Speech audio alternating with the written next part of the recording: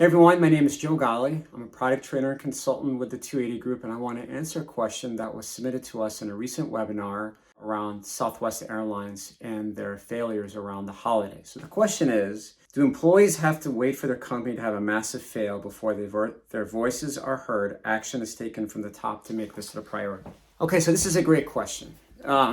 So the big thing about tech debt, or really understanding what happened with Southwest Airlines, is what you don't want to do is you don't want to wait for disaster. You're talking about the importance of technical debt and understanding what it is, and really being able to easily and coherently communicate to stakeholders why it's so important to make that investment in paying down your technical debt, right? So what you don't want to do is you don't want to wait until there's a massive failure, and then all of a sudden stakeholders are going to listen to you. What I would do is I would take what happened with Southwest Airlines and provide a summary, right? When you talk to your stakeholders, explain to them like, look, I want to avoid this from happening. I want to avoid having to shut down our systems for 3 days.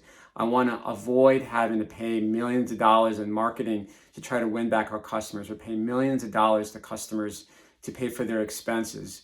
What you want to do is you want to use it as an example or as an opportunity to tell a story and to try to get some buy-in from your stakeholders, so that way you're not making the same mistake that Southwest Airlines is making. It's not just that they had a failure because of their technical debt, it's the impact. And when we're talking to stakeholders, we have to speak in terms of impact, like what's in it for the stakeholder and what's in it for the company. And when you think about someone like Southwest Airlines, this whole debacle around the holidays, their brand took a big hit. And the last thing they need to do is spend millions of dollars to try to win back and build back that brand. Those types of stories or those types of anecdotes are going to be what's going to get stakeholders to really understand and buy in around making that investment in technical debt. Remember, it's not about having to make a decision between making an investment in a new capability and tech debt.